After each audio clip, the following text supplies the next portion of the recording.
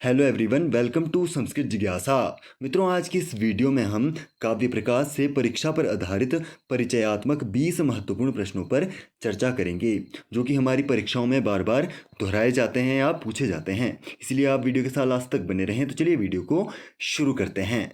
विद्यारम्भं करिष्यामि सिद्धे भवतु मे सदा।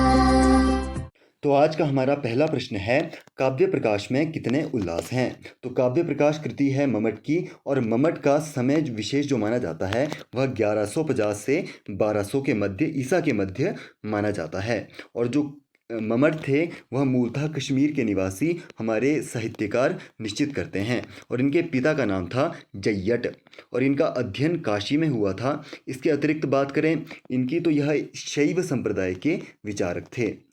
तो यह शैव संप्रदाय को मानने वाले आचार्य थे। इसके अतिरिक्त इनकी ग्रंथ की बात करें तो इनका ग्रंथ है काव्य प्रकाश, और काव्य प्रकाश का विभाजन इन्होंने किया है उल्लास में, और उल्लासों की संख्या है 10। तो इसमें आपका ऑप्शन नंबर दूसरा जो है सही उत्तर इसका हो जाएगा। माना जाता है कि जो मम्मट थे उन्होंने काव्य प्रकाश में परिकर नाम के अलंकार तक ही इस ग्रंथ को लिखा था, और उसको पूर्ण किया था अलग सूरी नाम के एक आचार्य हुए हैं। अलग सूरी या अल्लट सूरी भी उन्हें कहा जाता है। तो उन्होंने इसे पूर्ण किया था, ऐसा हमारे काव्य शास्त्रीय जो प्राचीन विद्वान थे वह मानते हैं। तो बात करें काव्य प्रकाश की, तो इसको 3 अंशों में लिखा गया है। कौन कौन से में? पहले मूल कारिकाओं को वर्णित किया गया है।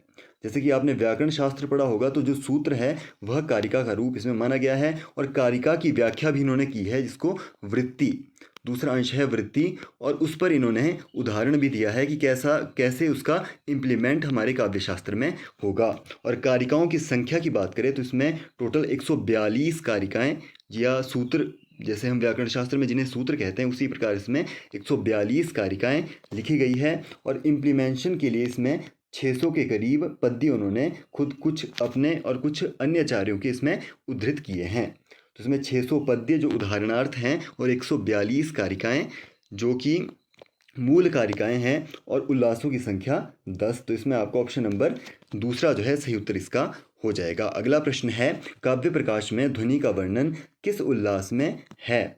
तो काव्य प्रकाश में हम बात कर चुके हैं कि टोटल उल्लासों की संख्या है 10, और बात करें उसमें ध्वनि का वर्णन किया गया है चतुर्थ उल्लास में। तो इसमें आपका ऑप्शन नंबर 4 जो है इसका सही उत्तर हो जाएगा।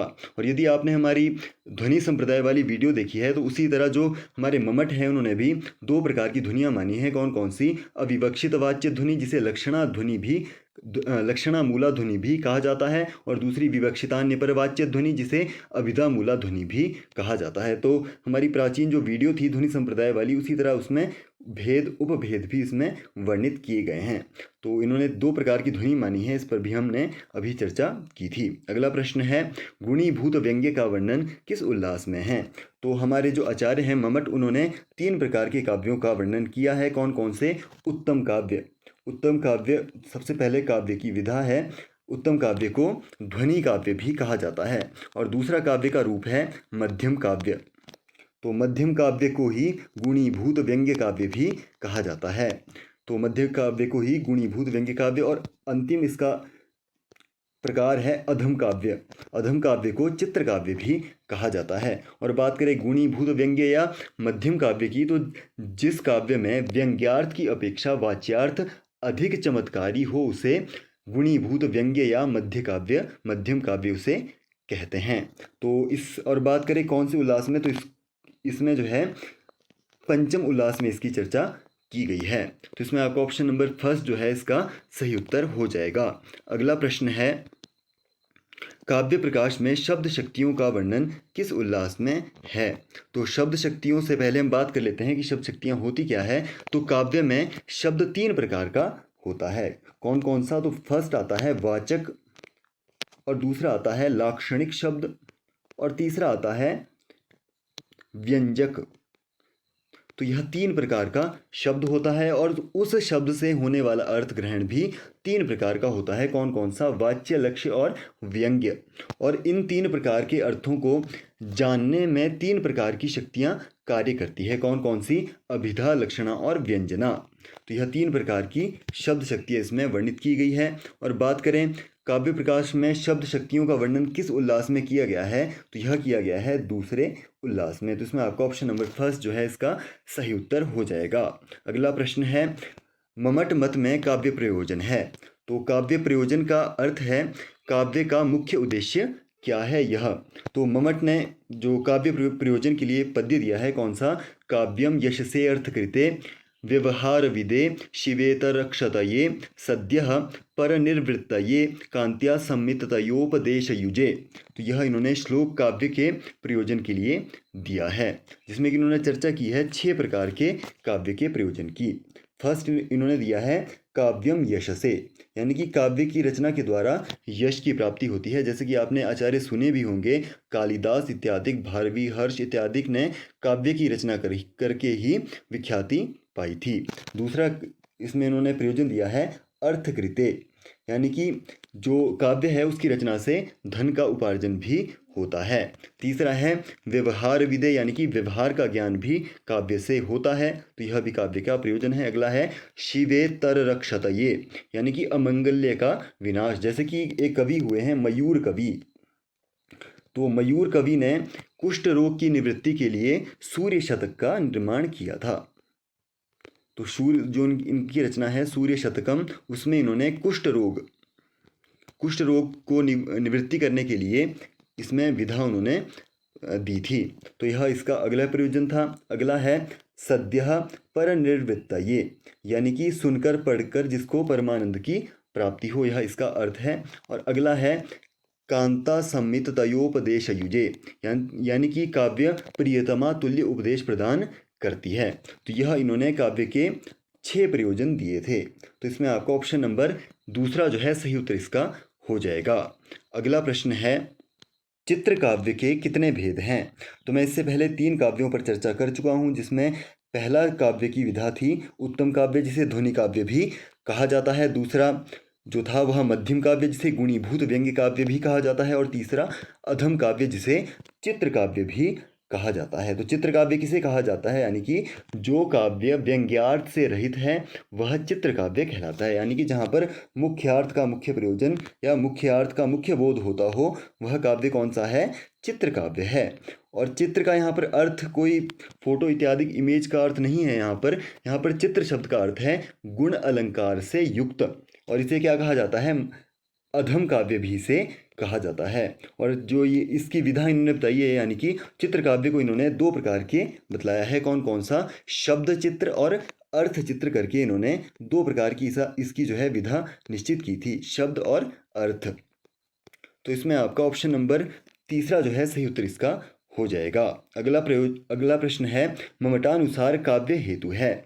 तो काव्य के हेतु यानी कि काव्य रचने के मुख्य कारण क्या होते हैं। तो इसके लिए भी इन्होंने पद्य दिया है, किसमें, काव्य प्रकाश में। मम्मट ने शक्तिर्निपुणता लोकशास्त्र काव्याद्वेक्षणात् काव्याज शिक्षाभ्यास इति हेतु तदुद्भवे। तो यह इन्होंने पद्य दिया है, जिसमें इन्होंने 3 मुख्य काव्यों के हेतुओं की चर्चा इन्होंने की है। पहला दिया है इन्होंने शक्ति, दूसरा निपुणता और तीसरा अभ्यास। तो यह इन्होंने 3 प्रकार के काव्य के हेतु इन्होंने वर्णित किए हैं। सबसे पहला शक्ति, तो कवित्व का मूल बीज रूप संस्कार ही क्या है, शक्ति है। यानी कि कवि के पास एक ऐसी विशेष शक्ति होती है, चमत्कारी शक्ति होती है, जिससे वह अपने भावों को प्रकट करता है, तो यह शक्ति है। और दूसरा है निपुणता, यानी कि भिन्न भिन्न विषयों का सूक्ष्मता से ज्ञान करना और उन पर पांडित्य पाना ही निपुणता है। दूसरा इन्होंने काव्य का हेतु दिया है। और तीसरा इन्होंने दिया है अभ्यास, यानी कि जो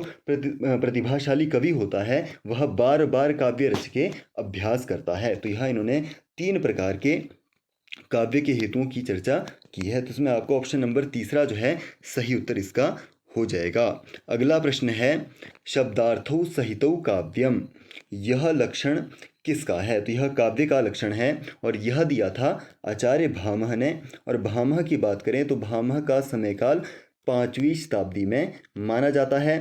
तो शब्दार्थौ सहितौ काव्यम यदि पूछा जाए तो वह भामह है, और यदि शब्दार्थौ काव्यम पूछा जाए तो यह दिया था रुद्रट ने। यानी कि शब्दार्थों सहितो काव्यम जो दिया था वह भामह ने काव्य का लक्षण दिया था और शब्दार्थों काव्यम रुद्रट ने काव्य का लक्षण दिया था। और भामह की बात करें तो यह अलंकार संप्रदाय के प्रवर्तक आचार्य माने जाते हैं और इनके पिता का नाम था हर्षकृत गोविंद और इनका ग्रंथ था काव्यालंकार।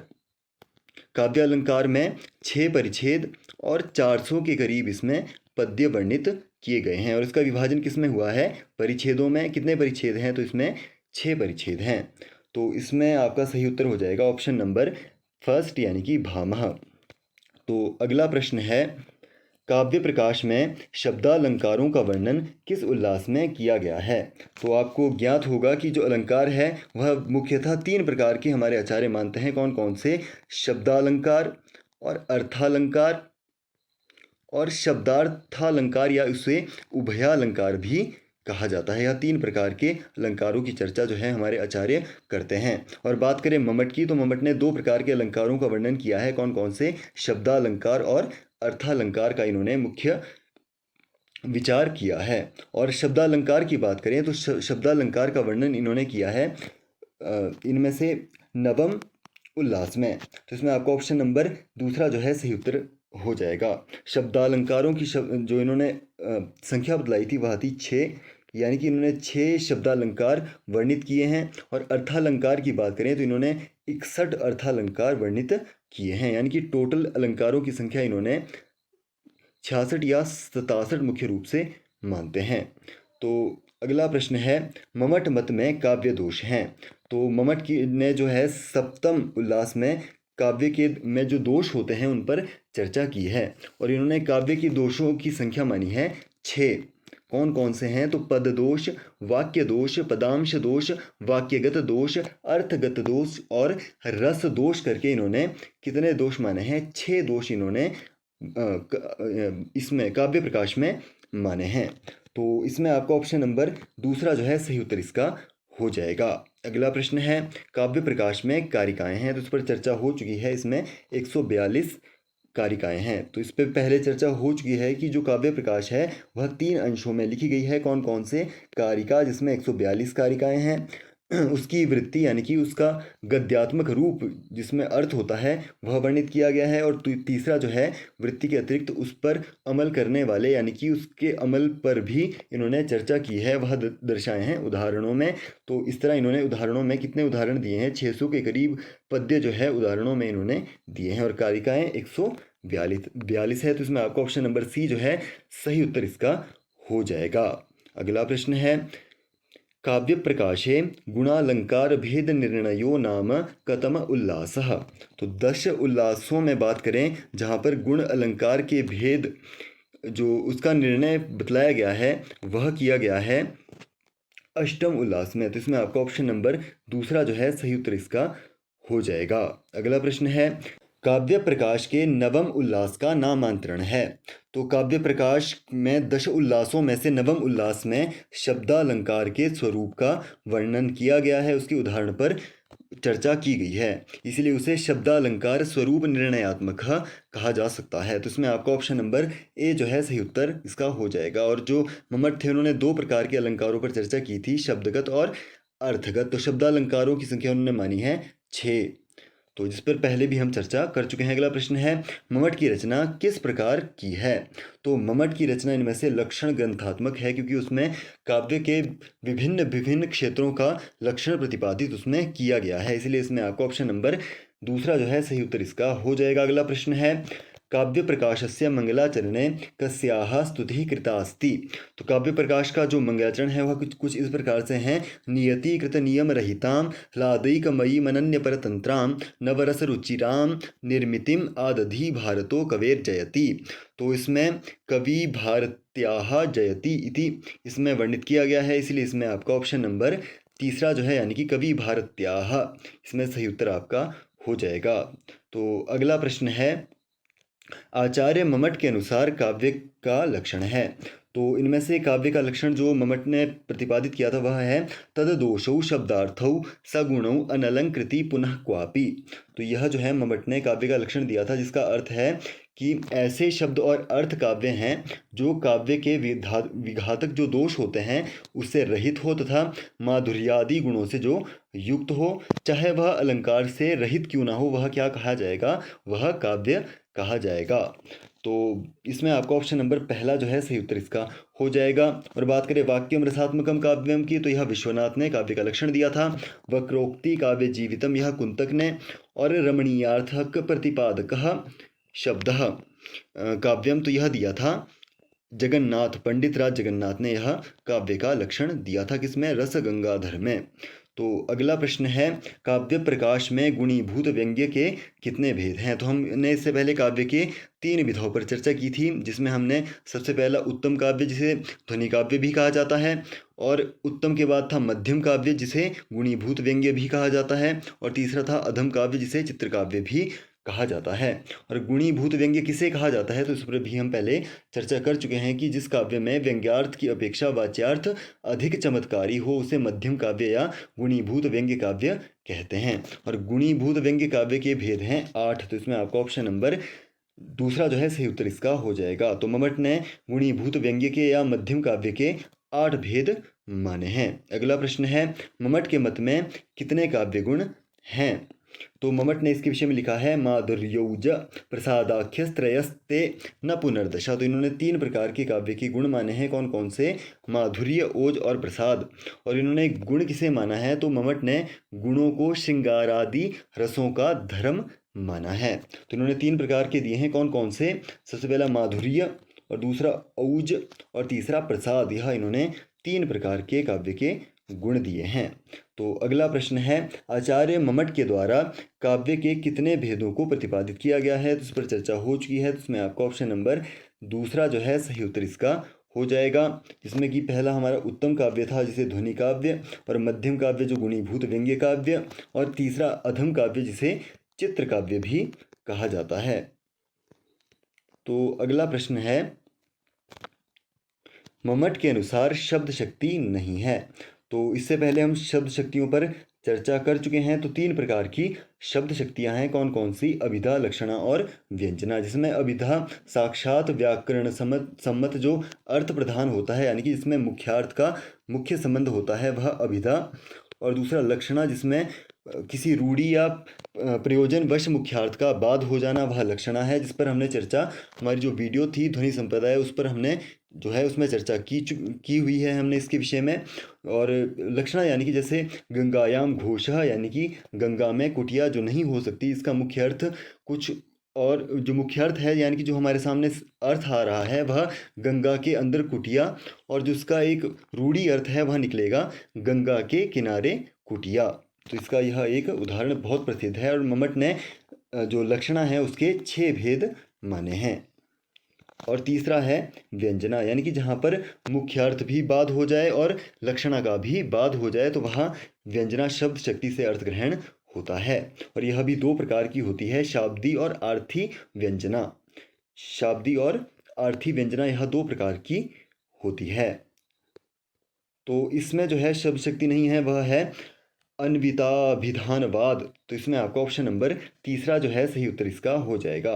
तो आज की वीडियो में इतना ही। उम्मीद करता हूँ आपको हमारी वीडियो पसंद आई होगी, और वीडियो पसंद आई है तो वीडियो को लाइक करें, शेयर करें, और यदि चैनल इम्पॉर्टेंट है तो उसको सब्सक्राइब जरूर करें। मिलते हैं अगली वीडियो में, तब तक के लिए धन्यवाद।